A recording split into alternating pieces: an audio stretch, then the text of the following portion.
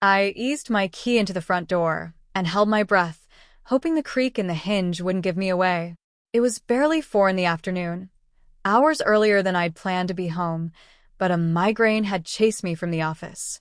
The September air was thick with that late summer warmth, and I was already craving the cool hush of my apartment. Instead, a rustle of voices floated from down the hall. My mother's low murmur, my father's deeper baritone. I frowned. They never came over without calling first. The sound of cardboard scraping against wood made me pause. Peeking around the corner, I caught sight of them in my bedroom, my sanctuary, bending over boxes stacked like a moving company's dream. Mom straightened, brushing a strand of silver hair behind her ear. "This will make it easier for her," she whispered. "That tiny studio isn't much, but it's practical." "Tiny studio?" My chest tightened. Dad taped a box shut with a loud rip. "She'll thank us later. She always works too hard. This house is too big for her alone. The studio's cheaper." I pressed my palm against the cool hallway wall to steady myself. Cheaper? Too big? I'd lived here for years, paid every bill, painted every wall. My life wasn't perfect, but it was mine. My phone buzzed in my pocket, startling me. The vibration felt like a warning bell. My parents, packing up my life as if I were a fragile doll who couldn't decide where she belonged. I swallowed the sharp knot in my throat and stepped forward. I was 22 the night it all shattered.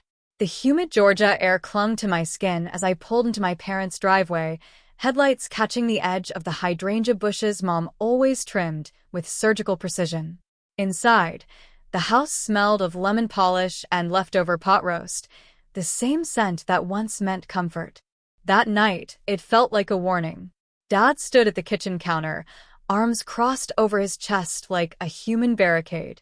Mom hovered beside him, lips pressed into a thin, worried line. "We need to talk, Olivia," Dad said, his voice carrying the weight of a gavel. I dropped my keys onto the counter, trying to steady my racing heart. "Okay, what's going on?" Mom's eyes darted to Dad's before she spoke. "We think it's time you considered something more suitable. A smaller place. Something you can manage on your own." Her words hit like a slap. "What do you mean?" "I'm still finishing my degree. I have another semester." Dad exhaled sharply. "You're chasing something impractical. Art school won't pay the bills. We've found a studio apartment downtown, tiny but affordable. We've already started packing some of your things to help you transition before tuition drains more of our savings." For a second, I couldn't breathe. The clink of the ice maker behind me felt deafening. "You're packing my things?" Without even asking me? Mom reached for my arm, but I pulled back. "Sweetheart, we're just trying to help you face reality." Reality. The word burned. Reality meant giving up the sketchbooks stacked by my bed, the half-finished portfolio, the quiet promise I'd made to myself when Grandma Lily pressed a paintbrush into my hands at 8 years old and whispered, "Create the life you want, no matter who doubts you." I swallowed the lump rising in my throat. This is my life. You don't get to decide what's real for me. Dad's jaw tightened, but I didn't wait for his reply. My hands trembled as I grabbed my bag and stormed past the hydrangeas into the heavy night air. In my car, tears blurred the dashboard lights, but beneath the hurt something solid began to form, a quiet, furious resolve. If they thought they could box me into a tiny studio and a smaller dream, they were about to learn how big I could make my own world. I landed in New York with a single suitcase and a folder full of rejections. It was the kind of damp April evening that seeps into your bones, and the taxi driver barely looked at me when I gave him the address of a friend of a friend's sublet in Brooklyn. The air smelled of wet asphalt and possibility. I clutched the silver bracelet Aunt Lila had pressed into my palm the day I left, her quiet way of saying, "Don't let them define you."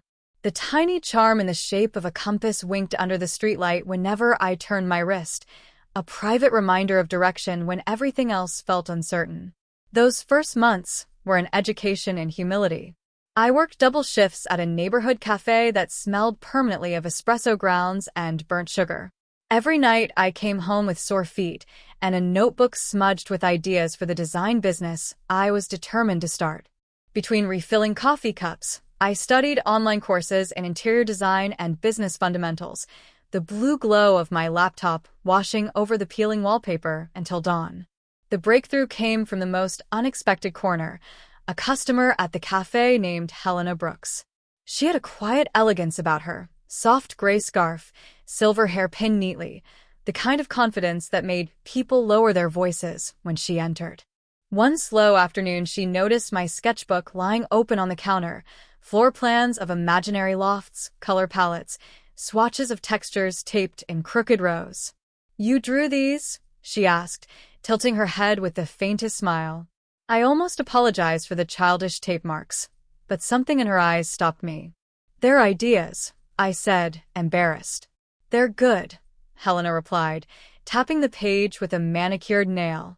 "Meet me here tomorrow at 3. I want to talk." That conversation changed everything. Helena owned a boutique real estate staging firm that dressed properties before they hit the market. She offered me a junior position on the spot, not glamorous, but it was a foot in the door. The work was grueling, hauling furniture through narrow stairwells, learning how to make a one-bedroom look like a Manhattan palace. But every day taught me something. I learned how a splash of ochre could warm a sterile room, how lighting could whisper luxury without a single word. Slowly, Helena entrusted me with small projects, a condo in Tribeca, a brownstone in Park Slope. My designs began attracting attention, first from agents, then from magazines. When the first feature with my name on it appeared in Urban Living, I didn't tell my parents. I posted a single photo on a private account, no captions. Let them think I was still hustling for rent. It was easier than reopening old wounds. 2 years later, I launched my own studio, Harper Lane Designs, quietly, almost secretly. My client list grew like ivy. Tech founders, actors, even a senator's wife. The contracts were signed under an LLC that bore no trace of my family name.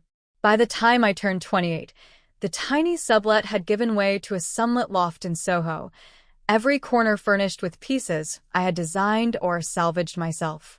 I would run my fingers across the compass charm on my bracelet and smile. They believed I was barely getting by. But every invoice paid, every room transformed, every check deposited was another quiet triumph. My success was mine alone, hidden in plain sight. I heard the low hum of my building's private elevator long before the soft ding echoed through the loft. The late afternoon light spilled across the polished concrete floors, warming the cream wool rug and catching on the edges of the framed black and white photos lining my gallery wall. I took one last sip of my coffee, now lukewarm, and set it carefully on the marble island. The elevator doors slid open. My parents stepped in cautiously, as if they'd accidentally wandered into the wrong apartment. My mother's hand still clutched the strap of her handbag the way she always did when she was nervous, fingers white at the knuckles. My father's gaze darted around the space, past the 14-foot windows with their skyline view, the cascading fiddle-leaf fig tree in the corner, the brushed gold light fixtures that glowed like small suns. For a heartbeat, none of us spoke. The silence swelled, thick and almost electric. "Lena," my mother finally whispered, her voice trailing off as if she'd forgotten how the sentence should end. I could almost hear the questions crowding behind her lips. Instead, I let the room speak for me. The sleek oak desk with 2 computer monitors displaying graphs and contracts, the framed magazine cover with my company's logo in bold lettering, the subtle scent of white gardenia candles that cost more than the rent of the tiny studio they'd tried to move me into. I folded my arms, the silk of my blouse cool against my skin. "You didn't expect this, did you?" My father cleared his throat. We thought you were struggling." "Struggling," I repeated softly, tasting the word like a bitter memory. They exchanged a quick glance, my mother's eyes flickering with guilt, my father's jaw tightening. "When I came home early last month," I continued, "and saw you packing up my things, you said it was to help me. To push me towards something smaller, more manageable." I let the last word hang in the air, sharp as glass. My mother set her bag down, her shoulders rounding. "We only wanted what was best for you. We thought. You thought I'd fail." My voice was steady, but my chest ached. You thought I needed to be contained before I embarrassed myself. A slow flush rose across my father's cheeks. I gestured toward the far wall, where 3 framed contracts hung side by side. That's the partnership with Westmont Capital, our first multi-million-dollar deal. And that, I nodded toward the far corner, where an oversized check leaned casually against the wall, is the seed funding that came after. I walked toward the tall window, the city's golden evening light catching the diamond studs in my ears. I own this building. The entire building, I said quietly, turning back to face them.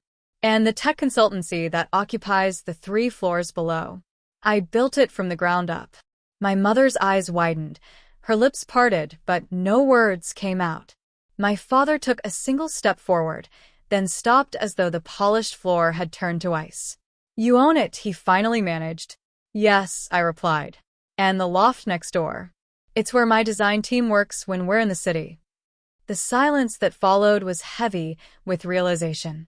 My mother's gaze dropped to the rug beneath her feet, as if it might offer some kind of explanation. My father rubbed the back of his neck, a gesture I'd known since childhood, his tell when he couldn't find the right words. I took a slow breath. You tried to pack me into a tiny studio because you thought smallness was safe.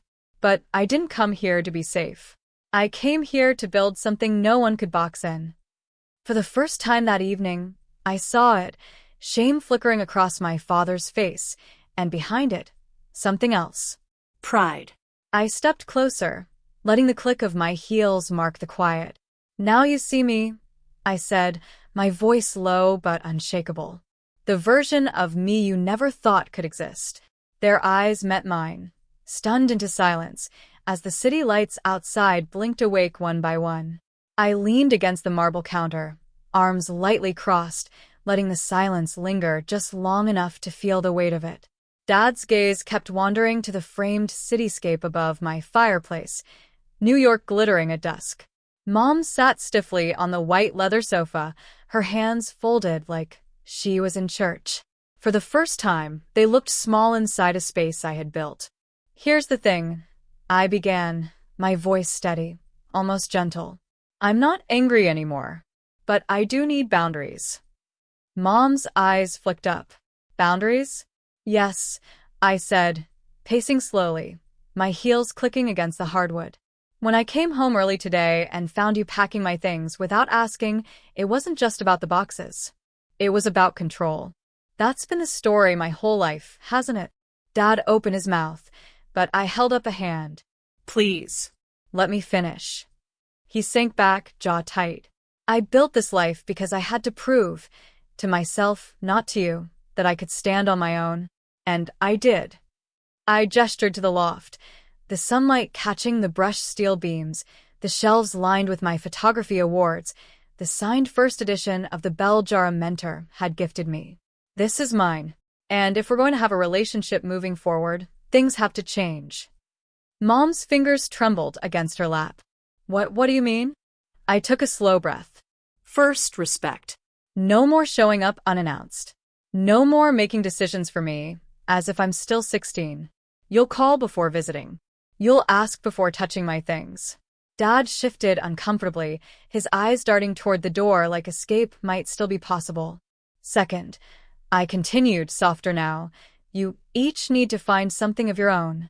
Mom, you've spent your life bending yourself into the shape of everyone else's needs. It's time you take that painting class you always whispered about. Remember? The one you said was silly because Dad thought it was frivolous. Her mouth opened, then closed again, emotion tightening her throat. Dad, I said, meeting his gaze, you hide behind work and the idea that providing money is enough. It isn't. I want you to volunteer at the Veterans Center, like you once promised Grandpa you would. Give something back, not just to strangers, but to yourself. He stared at the floor. This isn't punishment, I added, letting my tone soften even more. This is how we break the cycle. You raised me to be independent, even if it didn't look like it. Now I'm asking you to be brave enough to grow, too. Silence stretched. Outside, the city hummed, horns, a distant siren, life moving on. Finally, Mom wiped at her eyes. I didn't realize how much I let fear decide for me. Dad cleared his throat, voice rough. I guess I forgot what promises mean. I gave a small, wry smile. Then maybe we're finally on the same page. For the first time in years, the room didn't feel like a battlefield. It felt like a beginning. I watched them from the wide glass doors of my terrace as the late summer dusk rolled in over the city.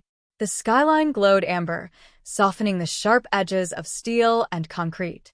For the first time in years, the silence between us felt easy. My mother stood near the railing, fingers tracing the rim of her wineglass. She wasn't clutching it the way she used to cling to control. She simply held it, as if letting go of the last word. My father, once the unshakable pillar, was quietly listening while my brother described a community art class he'd signed up for. None of them were perfect, and I didn't expect them to be. But there was movement, and for me, that was enough. When my mother turned toward me, her eyes no longer carried that thin veil of judgment I had braced against for so long. Instead, there was something gentler, like a question wrapped in hope.